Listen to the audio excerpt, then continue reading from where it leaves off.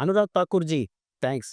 Counter கொடுப்பதாக நினைத்து சேம்செட் கோல் போட்டதற்காக. டெல்லியில உள்ள பாஜகவினுடைய தலைமை அலுவலகத்துல பத்திரிகையாளர்கள் சந்திப்பை நடத்தின முன்னாள் மத்திய அமைச்சர் அனுராக் தாக்கூர்ஜி என்ன சொல்றாருன்னா, ரேபரேலி, வயநாடு, டைமண்ட் ஹார்பர், கன்னோஜ் போன்ற மக்களவை தொகுதிகளில் ஓட்சோரி நடந்திருப்பதாகவும், அதுல போட்டியிட்ட ராகுல் காந்தி, பிரியங்கா காந்தி மற்றும் அபிஷேக் பானர்ஜி, தென் அகிலேஷ் யாதவ் போன்றோர் பதவி விலகணும் அப்படின்னும், மேலும் தமிழ்நாட்டில் நடைபெற்ற சட்டமன்ற தொகுதியில தமிழக முதல்வர் போட்டியிட்ட கொளத்தூர் தொகுதியில வாக்குச்சோரி நடைபெற்றிருப்பதற்காகவும், உத்தரப்பிரதேசத்துல இருக்கக்கூடிய மெயின்பூரி மக்களவை தொகுதியில வாக்குச்சோரி நடைபெற்றிருப்பதற்காகவும், இதையெல்லாம் காரணம் காட்டி இவங்க எல்லாரும் தன்னுடைய பதவியை ராஜினாமா செய்யணும் அப்படின்ற இந்த நாட்டினுடைய தேச நலனில் ஒரு உயர்ந்த நோக்கத்தோட இந்த கருத்து தெரிவிச்சிருக்காரு அனுராக் தாக்கூர்ஜி. அனுராக் தாக்கூர்ஜி நம்ம எதிர்க்கட்சி தலைவர் ராகுல் காந்திஜியும் இதைத்தான் சொல்றாரு.